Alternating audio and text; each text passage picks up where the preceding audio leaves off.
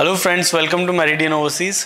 अभी फ्रेंड्स जो कनाडा के अपडेट्स आए हैं उनके बारे में हम बात करेंगे, और दूसरा आगे कैसे कनाडा इन अपडेट्स की वजह से आगे आपको कैसे अफेक्ट करेगा और कैसे उसके लिए हम बेटर वीज़ा फाइल करें, उस चीज़ के बारे में आज हम इस वीडियो में बात करेंगे।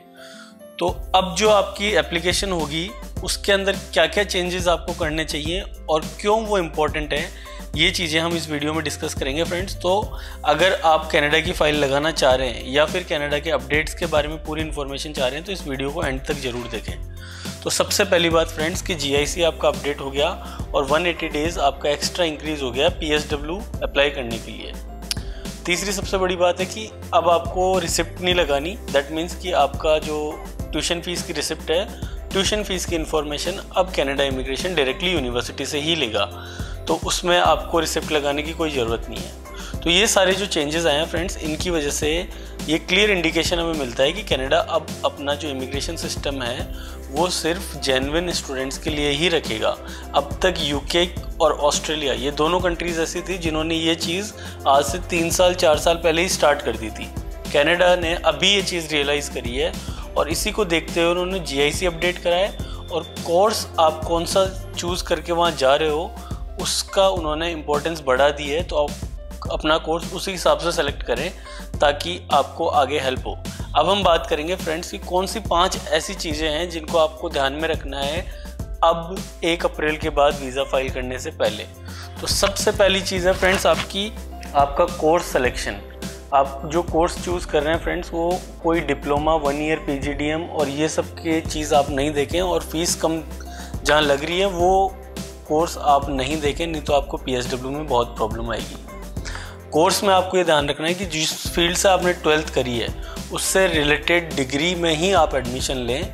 और दूसरा, अगर आपने बैचलर्स कंप्लीट करी है तो अगर आपके पास वर्क एक्सपीरियंस है उसके बाद तो well and good, otherwise same field में ही अपना मास्टर्स करें, नहीं तो वीज़ा रिफ्यूज़ल होने के बहुत ज़्यादा चांसेस हैं। दूसरी जो सबसे इम्पोर्टेंट चीज़ है फ्रेंड्स वो है आपकी SOP के अंदर आप क्लियरली ये इंडिकेट करें कि जो आपने पढ़ाई करी है इंडिया में और जो काम किया है वो कैसे रिलेटेड है आपकी कनाडा में जो आप एजुकेशन लेने जा रहे हो उससे।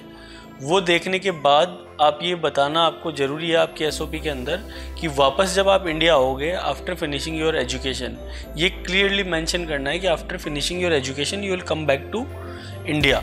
तो इंडिया आने के बाद आपका क्या स्कोप रहेगा उसके अंदर, ये तीनों पॉइंट्स आपको SOP में क्लियरली मेंशन करने हैं। अगर ये तीनों पॉइंट्स आपने कन्विंस कर दिए और ऑफिसर को अगर ये समझ में आता है कि आप जो कह रहे हो वो सही है, तो आपका वीज़ा कोई नहीं रोक सकता। आपका सबसे इम्पोर्टेंट पॉइंट यहीं क्लियर हो जाता है। तीसरी सबसे बड़ी चीज़ है फ्रेंड्स फाइनेंशियल कैपेबिलिटीज़। तो आपका GIC इंक्रीज़ करने का जो इनका रीज़न है वो यही है कि इनको अब फाइनेंशियली स्ट्रॉन्ग बंदे चाहिए वहाँ कनाडा में जिनका बैकअप अच्छा हो। तो आप अपने फादर मदर या जो भी स्पॉन्सर कर रहा है आपको उसकी ITRs शो करें और पीछे उनका अच्छा बैकअप दिखाएं, बैंक स्टेटमेंट्स, आपकी फ़ीस और GIC जाने के बाद भी उसमें अच्छा खासा अमाउंट दिखाएं, कम से कम 1 साल की फ़ीस उसमें और दिखाएं, तो वो आपके लिए बेनिफिशियल रहेगा और आपके वीज़ा चांसेस वो बढ़ा देगा।